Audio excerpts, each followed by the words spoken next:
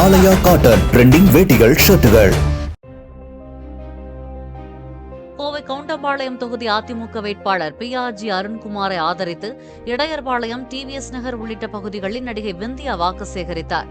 தாலிக்கு தங்கம், மாணவர்களுக்கு மடிக்கணினி, இலவச மிதிவண்டி, அம்மா உணவகம், 100 யூனிட் இலவச மின்சாரம் என கடந்த தேர்தலில் கொடுத்த வாக்குறுதிகளை அதிமுக நிறைவேற்றியதாகவும், ஆனால் வாக்குறுதிகளை வழங்கி திமுக ஏமாற்றி வருவதாகவும் கூறினார்.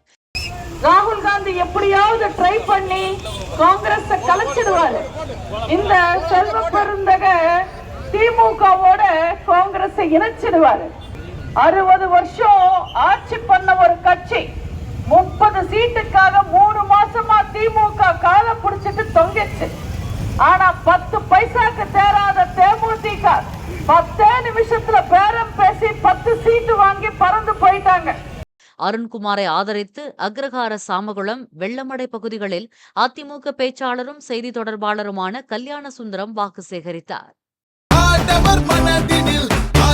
ஆலயா காட்டன் ட்ரெண்டிங் வேட்டிகள் ஷர்ட்டுகள்.